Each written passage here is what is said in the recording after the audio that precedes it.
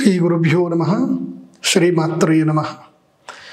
మాణిక్యవీణాముబలాలయంతిం మదాలసామంజుల వాగ్విలాసాం మహేంద్ర నీలద్యుతి కోమలాంగిం మాతంగకన్యాం మనసా స్మరామి. చతుర్భుజే చంద్రకళావతంసే కుచోన్నతే కుంకుమరాగశోణే పుండ్రేక్షుపాశాంకుశపుష్పబాణహస్తే నమస్తే జగదేకమాతః. ఇప్పుడు విశేషంగా మీ అందరికీ నేను చెప్పేది ఏమిటంటే, ప్రతి సంవత్సరము దివ్యమైనటువంటి ముహూర్తాలు కొన్ని వస్తాయని ఎప్పుడూ చెప్తాను నేను.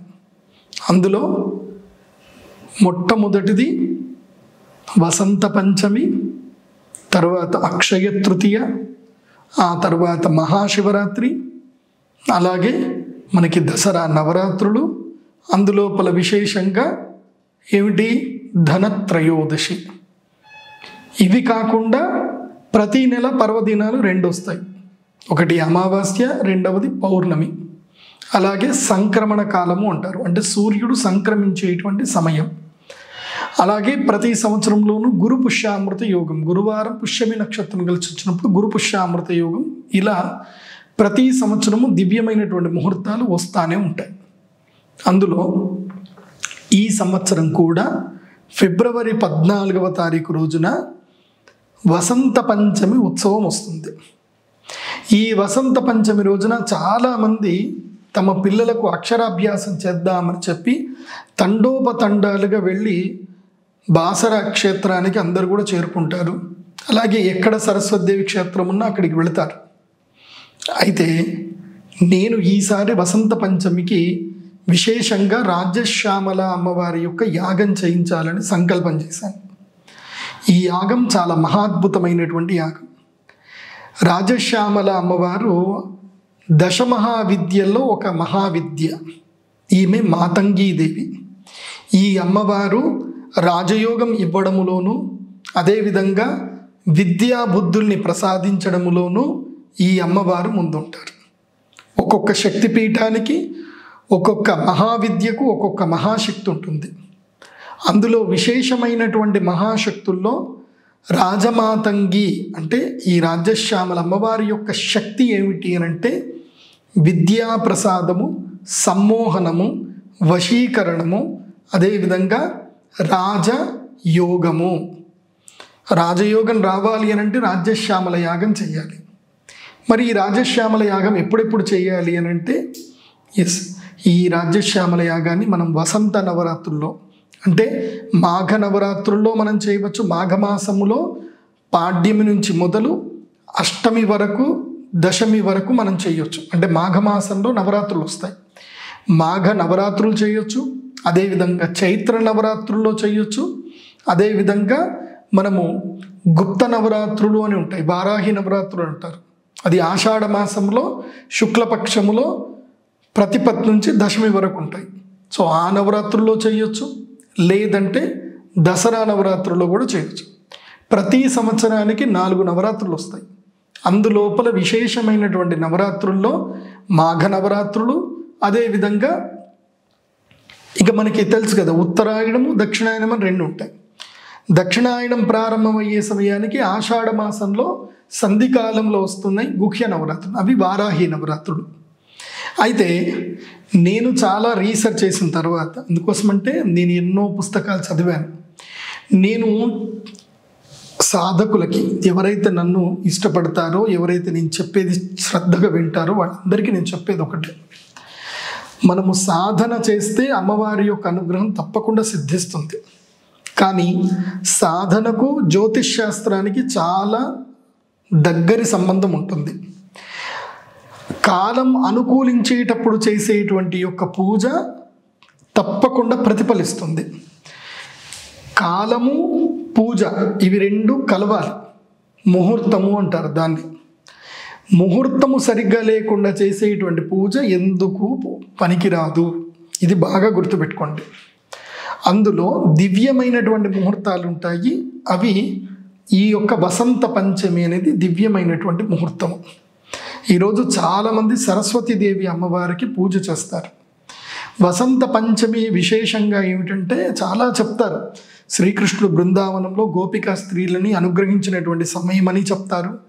అదేవిధంగా ఈ వసంత పంచమి విశేషంగా శ్రీకృష్ణుడు తన గోపికలతోటి హోళీ ఆడినటువంటి సమయమని చెప్తారు. అలాగే రాజమాతంగి అయినటువంటి అమ్మవారు జన్మించినటువంటి సమయం అని చెప్తారు. ఆ రాజశ్యామలాదేవి యొక్క అమ్మవారి పుట్టినరోజు అని కూడా చెప్పడం జరుగుతుంది. ఇలా వసంత పంచమి యొక్క వైశిష్ట్యతలు పురాణాల్లో చాలా విశేషంగా ఎన్నో విధాలుగా చెప్పడం జరిగింది. ఈ వసంత పంచమి రోజు చాలామంది వివాహం కూడా చేసుకుంటారు. ఎందుకోసం అంటే వసంత పంచమి వివాహానికి ముహూర్తం చూడవలసిన అవసరం లేదు. ఆ రోజు మాఘ శుద్ధ పంచమి అయితే వివాహం కూడా చేసుకోవచ్చు. అయితే ఇప్పుడు నేను ఈ రాజ్యశ్యామల యాగం చేయబోతున్నాను కదా, దీనివల్ల ఎవరెవరికి ప్రయోజనము, ఎవరెవరు ఈ రాజ్యశ్యామల యాగం చేయాలి అనేది విశేషంగా చెప్తాను, వినండి. ముఖ్యంగా విద్యార్థులు, చిన్నపిల్లలు 5 ఏళ్ళు మొదలుకొని పిల్లలు ఎవరైనా సరే వాళ్ళకి చదువులో రాణించాలి, వాళ్ళు మంచి ఉద్యోగంలో కానీ వ్యాపారంలో కానీ సెటిల్ అవ్వాలి, వాళ్ళకి బాలగ్రహ అరిష్టాలు కలగకూడదు. ఎందుకోసం అంటే ప్రతి మనిషికి 5వ సంవత్సరం నుంచి మొదలు 22వ సంవత్సరం వరకు విద్యాభ్యాసం అనేది ఈ కాలంలో ఉంది. పూర్వకాలంలో 18 ఏళ్ల వరకు విద్యాభ్యాసం ఉండేది. ఈ 18 ఏళ్ల మధ్యలో అంటే 5వ తరగతి నుంచి అంటే 5వ ఏజ్ నుంచి 5 సంవత్సరాల నుంచి మొదలు ఎప్పటి వరకు 22 సంవత్సరాల వరకు ఏదైతే ఈ మధ్యకాలం ఉంటుందో ఈ మధ్యకాలము చాలా విశేషమైనటువంటిది. ఈ కాలములో తప్పకుండా ప్రతి ఒక్కరికి విద్యలో వాళ్ళు రాణించాలి, ఎలాంటి విఘ్నాలు రాకూడదు. చదువుకోవడానికి ఎన్నో విఘ్నాలు వస్తాయి. ప్రథమంగా డిస్ట్రాక్షన్ ఉంటుంది, అంటే వేరే ఏదైనా ఆలోచన చేయడము లేకపోతే మతిమరుపు ఉండడము ఇవన్నీ జరుగుతాయి. అది కాకుండా ఒక్కొక్క సందర్భంలో చాలా చదువు ఉంటుంది, తెలివితేటలు ఉంటాయి, కానీ అనుకూలమైన సమయానికి తండ్రికి ఫీజు కట్టే శక్తి ఉండదు, లేదా అనారోగ్య సమస్యలు ఏర్పడడం, ఏదో ఒక విఘ్నం అనేది చాలామందికి వస్తాయి. సో అలాంటి విఘ్నాలు ఏవి రాకుండా ఉండాలి అని అంటే ఈ వసంత పంచమి రోజున మీ పిల్లలతోటి వచ్చి ఈ రాజ్యశ్యామల యాగం చేయించండి. ఇక్కడ మళ్ళీ అక్షరాభ్యాసం చేయించడం జరుగుతుంది. మీరు మొదలు ఎక్కడ అక్షరాభ్యాసం చేసినా మళ్ళీ ఇక్కడ అక్షరాభ్యాసం చేయిస్తాం. అక్షరాభ్యాసం రోజున అగ్నిదేవుడికి ఆజ్యమును దానంగా ఇచ్చినట్లయితే అది మహాద్భుతమైన వరం అవుతుంది. చాలామంది అక్షరాభ్యాసం చేస్తారు కానీ అగ్నిదేవుడికి ఏమి ఇవ్వరు. వెళతారు, సంకల్పం చేస్తారు, ఓం శ్రీమాత్రే నమః అని రాయిస్తారు, అమ్మవారి యొక్క స్తోత్రం చెప్తారు, ఇవన్నీ బాగానే ఉన్నాయి. కానీ దానితో పాటు యాగము గనక రాజ్యశ్యామలాదేవి అమ్మవారి యాగం చేస్తే చాలా బాగుంటుంది. ముఖ్యంగా విద్యార్థుల కోసం, అదేవిధంగా ఆటిజంతో ఎవరైనా మీ పిల్లలు బాధపడుతున్నారు వాళ్ళకి కూడా ఇది అనుకూలమైనటువంటిది అవుతుంది. ఏదో అద్భుతాలు జరిగేటువంటి అవకాశాలు కూడా ఉంటాయి రాజ్యశ్యామలాదేవి అనుగ్రహం వలన.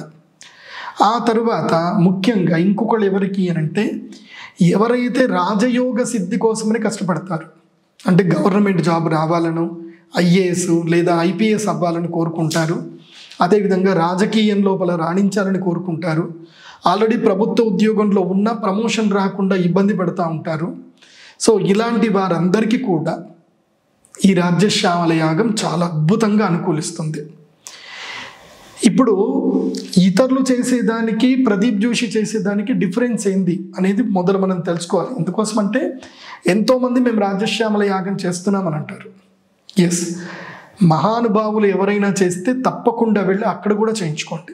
కానీ ప్రదీప్ జోషి ప్రత్యేకత ఏమిటంటే మేము ఏదైతే ఈ యాగం చేస్తున్నామో ఈ యాగము వల్ల మీరు ఏదైతే గనక అమ్మవారి యొక్క దేవస్థానానికి మీరు ఏదైతే గనక విరాళం ఏదైతే ఇస్తారో ఆ విరాళముతో దశమహావిద్యాపీఠము అనేటువంటి యొక్క అమ్మవారి యొక్క గుడిని మేము కట్టడం జరుగుతుంది. ఆల్రెడీ అమ్మవారి గుడి కన్స్ట్రక్షన్లో ప్రోగ్రెస్లో ఉంది. ఇంకా దాదాపు 5 కోట్ల ఖర్చుతో కూడుకున్నటువంటి దేవాలయ నిర్మాణం ఇది. సో దీనికోసము మేము ఏ యాగం చేసినా ఆ యాగానికి మీరు ఇచ్చే విరాళం అంతా కూడా కేవలము శక్తిపీఠ నిర్మాణానికే పోతుంది. ఇది ఎక్కడ కూడా నా వ్యక్తిగత జీవితానికి, నా వ్యక్తిగత అవసరాలకు ఈ డబ్బులు మేము ముట్టము. ఎందుకోసమంటే ఇది మీరు అమ్మవారితో మీకు మధ్యన కేవలం నేను మంత్రం మాత్రం చెప్పి మీకు ఒక అవసరాన్ని, ఒక అవకాశాన్ని నేను కల్పిస్తున్నాను. అక్కడి వరకే నా బాధ్యత. ఎందుకోసమంటే నేను కేవలము అమ్మవారి యొక్క దూతను మాత్రమే. నా వ్యక్తిగత జీవితానికి సంబంధించి ఏది అవసరం ఉన్నా అది నా కన్సల్టేషన్ ఫీజు తోటే నా వ్యక్తిగత జీవితం నాకు వెళ్ళిపోతుంది. మిగతా అదంతా కూడా అమ్మవారి దేవాలయ నిర్మాణానికి వెళుతుంది. ఇందులోపల ఎలాంటి సందేహం లేదు. అంటే మీరు కష్టపడి సంపాదించినటువంటి ధనం ఏదైతే ఉందో అది అమ్మవారి యొక్క దేవాలయ నిర్మాణానికి ఉపయోగపడుతుంది. ఫస్ట్. రెండవది, ఈ అద్భుతమైన యాగం చాలామంది చేయిస్తారు, కానీ ఎవరు కూడా యంత్రమును ఇవ్వరు. యంత్రమును సంపుటీకరణం చేసినటువంటి యంత్రము తప్పకుండా ఇవ్వాలి. అలా సంపుటీకరణం చేయకుండా యంత్రము ఏదైనా ఇస్తే గనక అది ఎట్టి పరిస్థితుల్లో ఉపయోగపడదు. ఏదైనా ఒక యాగము చేస్తే యంత్రము ఉండాలి, మంత్రము ఉండాలి, తంత్రము ఉండాలి. తంత్రము అనగా పూజా విధానం, అది ఎలాగో నేనే చేయిస్తాను. మంత్రము శుద్ధమైనటువంటి రాజ్యశ్యామలాదేవి యొక్క దండకము, అలాగే దశమహావిద్యలో అమ్మవారి యొక్క మూల మంత్రం, వీటితో అభిమంత్రణం చేసినటువంటి యొక్క యాగం, అనుష్ఠాన పూర్వకంగా యాగం చేయవలసి ఉంటుంది. అది కూడా దివ్యమైనటువంటి ముహూర్తంలో ఉండాలి. ఈ యంత్రము ఏదైతే ఈ మంత్రమంతా కూడా చదువుతాము, ఆ తంత్రము చేస్తాము, ఈ శక్తి అంతా ఎక్కడ నిక్షిప్తం చేస్తాము అని అంటే యంత్రములో నిక్షిప్తం చేస్తాం. అదే రాజ్యశ్యామల యాగం, అదే రాజ్యశ్యామల అమ్మవారి యొక్క సంపుటీకృత శ్రీచక్ర యంత్రం. అది నేను ఆ రోజు ప్రసాదంగా అందరికీ ఇవ్వడం జరుగుతుంది. కాబట్టి యంత్ర ప్రసాదాన్ని స్వీకరించడమే నిజమైనటువంటి ప్రసాదం. చాలామంది పండ్లు, తమలపాకులు, తర్వాత వక్కలు, ఖర్జూర పండ్లు, కొబ్బరి పండ్లు, కొబ్బరికాయలు, ఇవన్నీ పండ్లు ఇస్తారు. అవి కూడా ప్రసాదమే, కాకపోతే వాటికి టైం లిమిటేషన్ ఉంటుంది. కొన్ని ఒక రోజు 2 రోజులు, ఆ తర్వాత అయిపోతుంది. బట్ మంత్రము యొక్క శక్తి ఏదైతే నిక్షిప్తం చేయబడుతుందో దాన్ని యంత్రము అంటారు. అందుకే మనకి లలితా సహస్రంలో చెప్తారు, సర్వ యంత్రాత్మిక సర్వ తంత్ర రూపా మనోన్మని అని చెప్పి అమ్మవారికి నామం చెప్తారు. సో యంత్రములు మంత్రములన్నీ కూడా కలిపినటువంటి అమ్మవారు మనోన్మని, అంటే ఆ యంత్రమును ముందు పెట్టుకొని మనం గనక ధ్యానం చేయగలిగితే మనకి శక్తిపాతం అనేది సిద్ధిస్తుంది. ఇది అందరూ తెలుసుకోవాలి. కాబట్టి ఆ శక్తిపాతం సిద్ధించేటువంటి తంత్రమే ఈ రాజ్యశ్యామల యాగం. ఈ రాజ్యశ్యామల యాగం ప్రతి సంవత్సరము వసంత పంచమి రోజున చేయడం జరుగుతుంది. అయితే ఈ సంవత్సరము శోభకృతనామ సంవత్సరంలో కూడా ఈ యాగం జరుగుతుంది. 2024లో ఫిబ్రవరి 14వ తారీఖు జరుగుతుంది. అలాగే ఈ యాగం ప్రతి సంవత్సరం కూడా జరుగుతుంది. ఆ సంవత్సరానికిలో క్షేత్ర మహిమ చాలా ఉంది. ఇక్కడికి వచ్చినటువంటి వారందరికీ చాలా మహాద్భుతంగా వాళ్ళ కోరికలన్నీ నెరవేరాయి. నాకు ఇప్పటి వరకు ఒక ఫెయిల్యూర్ లేదు, ఒక్క ఫెయిల్యూర్ టాక్ నాకైతే రాలేదు. ఎవ్వరు కూడా నాకు ఫెయిల్యూర్ ఫీడ్బ్యాక్ ఇవ్వలేదు. చాలామంది వచ్చారు, ఒకళ్ళైతే 3 ఇళ్ళు కట్టుకున్నారు, చాలామందికి మంచి జరిగింది. సో నాకు అర్థమైంది ఏంటంటే దేవుడి దగ్గరికి మనం వెళ్ళాలి తప్ప దేవుని మన దగ్గరికి రమ్మని చెప్పకూడదు. భగవంతుని యొక్క శక్తి ఎక్కడుందో మనం అక్కడికి వెళ్ళి మనం శక్తి అనుష్ఠానం చేసుకొని ఆ శక్తిని మనం సంపాదించుకోవాలి. నా కంఫర్ట్ ఉండాలి అని అంటే ఇది కరెక్ట్ కాదు. సో ఇక్కడ కంఫర్ట్ తీసి పక్కన పెట్టినటువంటి వాళ్ళే రండి. హైదరాబాద్ కొంచెం దగ్గరలో ఉంటే బాగుంటుందండి, హైదరాబాద్లో చేస్తే బాగుంటుంది అని అంటున్నారు, కానీ ఇక్కడ నాకు ఎక్కడ చేయడానికి ప్రదేశం లేదు. ఎందుకోసమంటే నాకు ఒక అనుభవం జరిగింది. నేను శ్రీచక్ర దీపోత్సవాన్ని చాలా ఖర్చు పెట్టి, దాదాపు 50 లక్షల రూపాయలు ఖర్చు పెట్టి ఎక్కడ చేయించాను? ఎల్బీ స్టేడియంలో చేశాను. ఆ ఎల్బీ స్టేడియంలో చేసినందుకు అంత బాగానే ఉంది. కాకపోతే అక్కడ స్థలశుద్ధి లేదు అనేది నేను అక్కడ పోయే వరకు నాకు తెలియదు. అక్కడ స్థానశుద్ధి లేదు. స్థానశుద్ధి లేకపోవడం వల్ల దానివల్ల నాకు కొన్ని నెగిటివ్ ఎఫెక్ట్స్ అయితే జరిగాయి. ఎందుకోసం అంటే మనము దేవీ దేవతల్ని ఆహ్వానించేటప్పుడు స్థలశుద్ధి కూడా చెయ్యాలి. స్థలశుద్ధి లేనటువంటి ప్రదేశంలో చెయ్యకూడదు. అందుకే నేను స్థానశుద్ధి లేదు కాబట్టి మా అమ్మవారి గుడిలోనే చెయ్యాలి. ఎందుకోసం అంటే అక్కడనే శక్తిపాతం అనేది అక్కడనే జరుగుతుంది కాబట్టి అక్కడనే చేయాలి. కాబట్టి నిజామాబాదు జిల్లా మాక్లూరు మండలములో నందిపేట వెళ్ళేటువంటి దారిలో ఎడమవైపు అంటే మాక్లూరు మాదాపూర్ దాటిన తర్వాత ఎడమవైపు మన అమ్మవారి దేవస్థానానికి సంబంధించిన మార్గం వస్తుంది. అక్కడ బోర్డులన్నీ కూడా ఉంటాయి, జెండాలు ఉంటాయి. మీరు గూగుల్ మ్యాప్ లింక్ కూడా మీకు డిస్క్రిప్షన్లో ఉంటుంది. సో ఆ డిస్క్రిప్షన్ లింక్ మీరు క్లిక్ చేయండి, లేదంటే ఇక్కడ మీ క్యూఆర్ కోడ్ కనిపిస్తుంది. మీరు వీడియో పాజ్ చేసి క్యూఆర్ కోడ్ స్కాన్ చేసుకోండి, మీ గూగుల్ మ్యాప్ లింక్ కనిపిస్తుంది. సో ఈ యాగానికి ఎవరైతే రావాలనుకున్నారో మీరు కేవలము ఒక 100 రూపాయలు మాత్రమే పే చేసి మా వెబ్సైట్లో రిజిస్టర్ చేసుకోండి. మేము రాజశ్యామల యాగానికి రావాలనుకుంటున్నామని రిజిస్టర్ చేసుకోండి. మీరు ఏ కేటగిరీ అనేది కూడా అక్కడ మీరు సెలెక్ట్ చేసుకోండి. 3 కేటగిరీలు ఉంటాయి. మీరు ఏ కేటగిరీలో రావాలనుకుంటే ఆ కేటగిరీ మీరు సెలెక్ట్ చేసుకోండి. తర్వాత మీరు మా యొక్క శక్తిపీఠానికి వచ్చిన తర్వాత యాగం సమయంలో మీరు అక్కడ డబ్బులు పే చేయవచ్చు. మీరు అక్కడ ఇప్పుడు యాగానికి సంబంధించిన మనము టెంపుల్ నిర్వహణకు సంబంధించి నిర్మాణానికి ఏమేమి పనులు జరుగుతున్నాయో మీరు ప్రత్యక్షంగా కూడా చూడవచ్చు. మీరందరూ కూడా భాగస్వాములయ్యి అమ్మవారి దేవస్థాన నిర్మాణం మనం అందరం కలిసి చేద్దాం. ఇది బాగా గుర్తుపెట్టుకోండి.